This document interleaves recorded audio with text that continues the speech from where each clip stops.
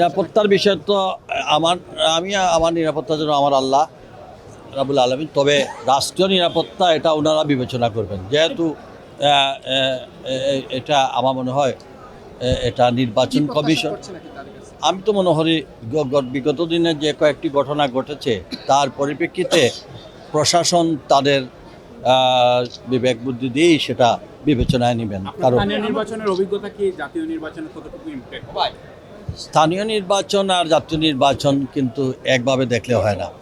এখানে ইমপ্যাক্ট যেটা স্থানীয় নির্বাচনে ইউনিয়ন কাউন্সিল বলেন আর সিটি বলেন, কাউন্সিলররা মেয়ররা প্রতিদ্বন্দ্বী করে মানুষ নিয়ে আসে।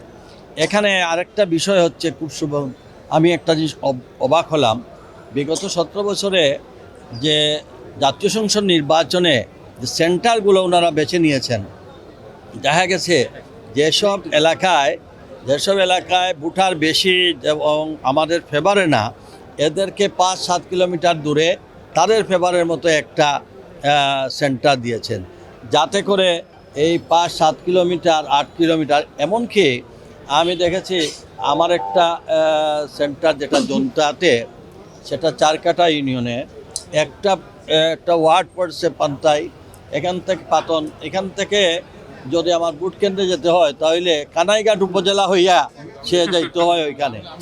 এই একটা এক্সাম্পল দিলাম। এবং সেন্টার টু সেন্টার ভোট দিতে গেলে তারা 5-7 কিলোমিটার, যেখানে রাস্তা নাই, কোনো যানবাহন নাই, কিছু নাই, সেখানে আমার ভোটাররা কী বোঝে। এর জন্য আমি প্রধান নির্বাচন কমিশনার, নির্বাচন কমিশনের সচিব, রিটার্নিং অফিসার, সিলেটের যারা নির্বাচন অফিসারকে আমি জানিয়েছি যে আপনারা অন্ততপক্ষে যেসব এলাকায় রাস্তাঘাট নাই, কমিউনিকেশন নাই, এইসব এলাকায় যেভাবে ইউনিয়ন কাউন্সিল নির্বাচন করছিলেন, আপনারা সেইভাবে ইউনিয়ন কাউন্সিলের সেই নির্বাচনে মানুষ যাতে সহজে ভোট দিতে হয়।